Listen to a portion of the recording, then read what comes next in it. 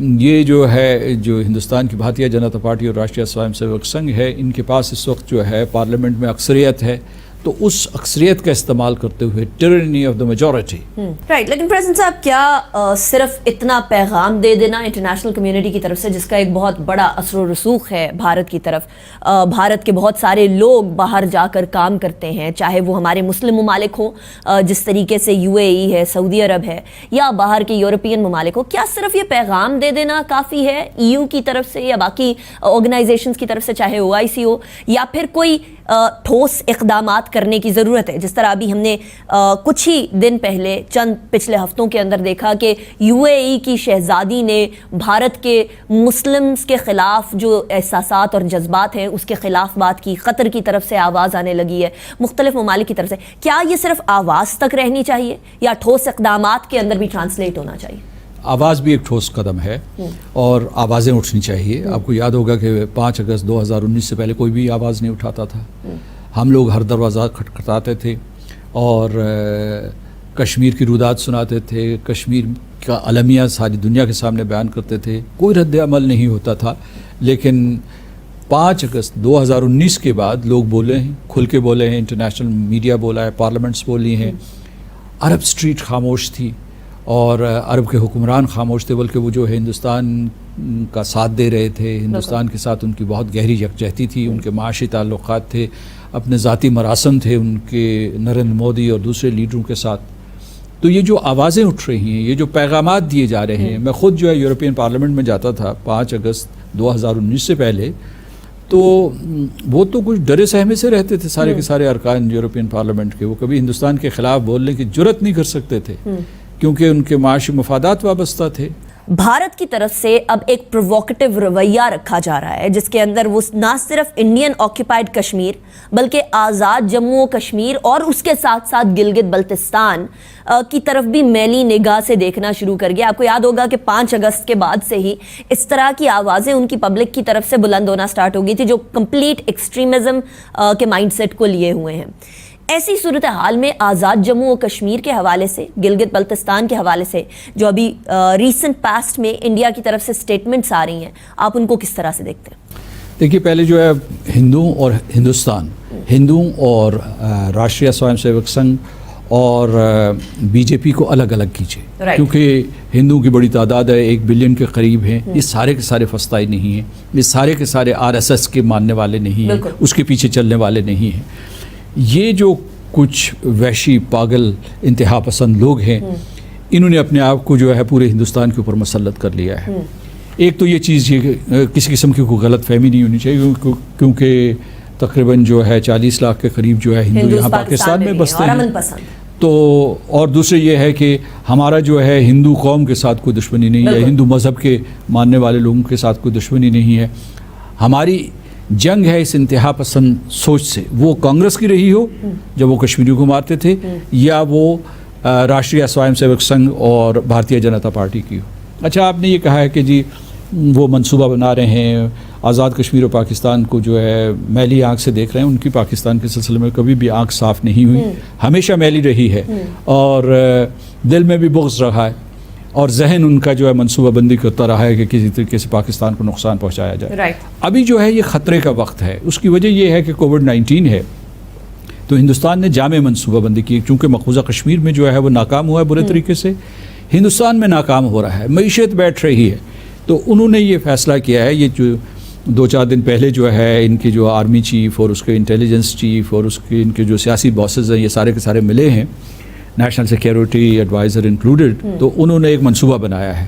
انہوں نے یہ الزام لگانا شروع کر دیا ہے کہ جو نئی تنظیمیں وہاں بن رہی ہیں مقبوضہ جموں و کشمیر میں مزاحمت کے لیے، وہ پاکستان بنوا رہا ہے. آزاد کشمیر میں ہم نے لانچ پیڈز بنائے ہوئے ہیں، ہم یہاں سے دہشت گرد بھیجیں گے. اور پھر یہ کہہ رہے ہیں، یہاں تک کہ انہوں نے کہا ہے کہ جو کووڈ-19 کے پیشنٹس ہیں وہ ہم جنگ بندی لائن کے اس پار بھیج رہے ہیں، یعنی جو لائن آف کنٹرول ہے اس کے اس پار بھیج رہے ہیں. اس قسم کے مضحکہ کا خیز بھی الزامات لگاتے ہیں.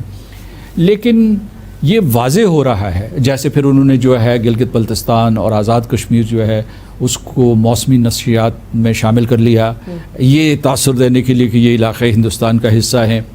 ہندوستان میں اس میں یہ مکمل کر لوں تو اس میں اس وقت 3-4 پاسبلٹیز ہیں. نمبر 1 وہ ایک فالس فلیگ آپریشن کی تیاری کر رہے ہیں. نمبر 2 وہ پورے پاکستان کے مختلف حصوں میں درپردہ جنگ جسے پراکسی وار کر رہے ہیں اس کی رفتار کو تیز تر کر رہے ہیں. تیسرا یہ ہے کہ وہ پاکستان میں انتشار پیدا کرنے کے لیے انہوں نے ایک حکمت عملی وضع کی ہے جس میں لوگوں کو آپس میں لڑانے کی کوشش کریں گے اور اس کو کہتے ہیں ہائبرڈ وارفیئر جو ہے. اور پھر یہ ہے کہ آزاد کشمیر اور گلگت بلتستان بھی محفوظ نہیں ہے. بار بار وہ دھمکی دے چکا ہے کہ وہ حملہ بھی کر سکتا ہے کسی قسم کا. تو اس وقت جو ہے ہمیں ذہنی طور پر تیار ہونا چاہیے, فوجی طور پر تیار ہونا چاہیے اور پوری قوم کو جو ہے ایک جارحیت کے لیے تیار ہونا چاہیے. یعنی کووڈ-19 کی وجہ سے ہندوستان میں کسی قسم کی کوئی نرم دلی نہیں آئی. کو اس کے اوپر جو ہے جیسا کہ آپ کہہ رہی تھی کہ بھئی انہوں نے کشمیریوں کو بند کیا, محصور کیا, ساری دنیا آج بند ہو گئی ہے. تو ہم تو ساری دنیا کا اچھا چاہتے ہیں لیکن اس لمحے بھی ہندوستان کے یہ جو فسطائی حکمران ہیں ان کے دل میں یہ نہیں آئی کہ کشمیریوں کے سلسلے میں جو لاک ڈاؤن ہے, جو انٹرنیٹ کے اوپر پابندیاں ہیں, ان کو کسی طریقے سے نرم کر دیا جائے. اچھا پریزیڈنٹ صاحب, یہ جو ویدر فورکاسٹ کی بات ہے, بھارت نے ایک شر پسندی والے عناصر تو موجود ہیں, ہمیشہ سے موجود رہے انفارچونیٹلی. پاکستان کے یہاں کی سائٹ پر LOC کے اس پار آزاد جموں کشمیر اور گلگت بلتستان کے ویدر فورکاسٹ اپنے چینلز پر نشر کرنا شروع کر دی ہے. کیا بھارت یہ پیغام دینا چاہ رہا ہے کہ جلد ہی ہم جنگ کی طرف بڑھ رہے ہیں, یا آپ اس کو صرف شر پسندی کے طور پر ہی لیتے ہیں؟ شر پسندی نہیں ہے, یہ ان کے ایک منصوبے کا حصہ ہے. انہوں نے یہ اعلانات جو ہے 31 اکتوبر 2019 کو کیے تھے. انہوں نے یہ کیا کہ انہوں نے نئے جعلی نقشے جاری کیے تھے اور انہوں نے یہ جو گلگت بلتستان ہے اور آزاد کشمیر کو ہندوستان کی ریاست کا حصہ دکھا دیا تھا. اس کا ایک سیکول ہے یہ اس کا. اور جو میرا خیال ہے کہ حکومت پاکستان نے یا جو ہمارا میٹ ڈپارٹمنٹ ہے اس نے جو جوابی کارروائی کی ہے وہ بالکل درست ہے. کیونکہ 1947 سے لے کر اگر کشمیریوں کو یہ حق دیا جاتا تو کبھی امکان ہے کہ وہ پاکستان کا حصہ بن جاتے. ہم نے ہمیشہ جو ہے ریفرینڈم کی بات کی ہے, ہم نے متنازع علاقے کی بات کی ہے, لیکن کوئی تنازع نہیں ہے. وہاں کے کشمیریوں کی اکثریت پاکستان سے ملنا چاہتی تھی 1947 میں اور آج بھی ملنا چاہتی ہے. رائٹ. اور بلکہ پریزیڈنٹ صاحب اب اس تمام سچویشن کے بعد بھارت نے اس کو جو یونیلیٹرل معاملہ کہتا تھا بائی لیٹرل کسی زمانے میں ہوا, اب اس کو انٹرنیشنلائز کر دیا, وچ از obviously good for the freedom fighters of Kashmir. لیکن پریزیڈنٹ صاحب at this point in time line of control کے اوپر خلاف ورزیاں بھارتی طرف سے بہت زیادہ بڑھنے لگی ہیں اور ایسی صورتحال کے اندر سویلین آبادی بڑے برے طریقے سے متاثر ہو رہی ہے. میں خود LOC کا دورہ کر کے آئی بہت سارے ایمبیسڈرز کے ساتھ, اور وہاں لوگوں کے کپڑوں, فارمز, برتنوں, گھروں اور آف کورس جانی نقصان کے ساتھ ساتھ تمام زندگی مفلوج ہو کے رہ گئی ہے LOC کے اس پار. اس خلاف ورزی جو LOC کی کمپلیٹلی چل رہی ہے اور اب بڑھتی چلی جا رہی ہے, اس کو کس طریقے سے اس کا ریبٹل پاکستان کو کرنا چاہیے اور اس کو کیسے انٹرنیشنلائز کیا جائے؟ سب سے پہلے تو ہمیں یہ سمجھنا چاہیے کہ ہندوستان لائن آف کنٹرول کی خلاف ورزی کیوں کر رہا ہے. جو ہمارے پاس اعداد و شمار ہیں اس کے مطابق جنوری سے لے کر اب تک جو ہے وہ 900 سے زیادہ سیز فائر وائلیشنز کر چکے ہیں سوچے سمجھے منصوبے کے تحت. اور دوسرے اس میں وہ آرٹلری اور موٹر گنز استعمال کر رہے ہیں, جو ہیوی ویپنری استعمال کر رہے ہیں. کووڈ-19 کے لوگ جو ہے ہم بھیجیں گے ادھر ان کی فوج سے لڑنے کے لیے, جن کو وینٹیلیٹرز پہ ہونا چاہیے یا ہاسپٹل میں ہونا چاہیے یا آئسولیشن میں ہونا چاہیے. پریزیڈنٹ صاحب آخری سوال, بھارت نے جس طریقے سے 5 اگست کی کارروائی کی اور اس کے بعد انڈین آکیپائڈ کشمیر کو اپنا حصہ بنا لیا, بہت سارے لوگ پاکستان کے اندر کہتے ہیں کہ اب وقت آ گیا کہ آزاد جموں و کشمیر کو اور گلگت بلتستان کو بھی پاکستان اپنا حصہ ڈکلیئر کر دے. کیا یہ صحیح ہوگا یا یہ کشمیر کاز کو ہارم کرے گا؟ دیکھیے اس میں کشمیریوں کی رائے شامل کرنا بہت ضروری ہے. وہ آزاد کشمیر کے, گلگت بلتستان کے اور اس کے بعد مقبوضہ جموں و کشمیر کے, کیونکہ یہ ایک ریاست ہے, یہ ایک اکائی ہے. اور اب تک یہ سارے کے سارے لوگ جو ہے اقوام متحدہ کی قراردادوں کے اوپر انحصار کرتے رہے ہیں اور اس میں 3 فریقین ہیں, ایک جو ہے پاکستان, ہندوستان اور تیسرا فریق کشمیری ہیں. کشمیریوں نے فیصلہ کرنا ہے کہ انہوں نے کس ریاست کے ساتھ جڑنا ہے.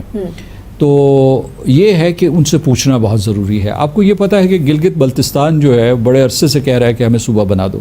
ان کی جو قیادت ہے وہ یہ ہمیشہ سے مطالبہ کرتی ہے کہ ان کو نہ صرف پاکستان کا حصہ بنا دو بلکہ وہ یہ کہتے ہیں کہ اسے سینٹ اور نیشنل اسمبلی کا حصہ بنا دو. لیکن ساتھ ساتھ وہ یہ بھی کہتے ہیں کہ جو بھی اقدامات کیے جائیں وہ اس طریقے سے کیے جائیں کہ کشمیر کا مسئلہ کسی طریقے سے متاثر نہ ہو. تو کہنے کا مطلب یہ ہے کہ ہم تو اب تک جو ہے وہ اقوام متحدہ کی قراردادوں اور بین الاقوامی قانون کی پابند ہیں, اور میرا خیال ہے کہ ہندوستان کے اوپر یہ دباؤ بڑھنا چاہیے کہ وہ اپنا قبضہ ختم کرے مقبوضہ جموں و کشمیر میں, کیونکہ یہ علاقہ اس کا نہیں, یہ لوگ جن کے اس کے اوپر قبضہ کیا ہوا ہے ان کے اوپر اس کا کوئی حق نہیں. اس نے اب ان سے تمام جو براہ راست یا برائے نام جو ان کی نمائندگی تھی وہ بھی ختم کر دی ہے. تو میرے کہنے کا مطلب یہ ہے کہ یہ جو آپ نے سوال اٹھایا ہے یہ صرف اور صرف کشمیریوں کی مرضی کے مطابق ہو سکتا ہے.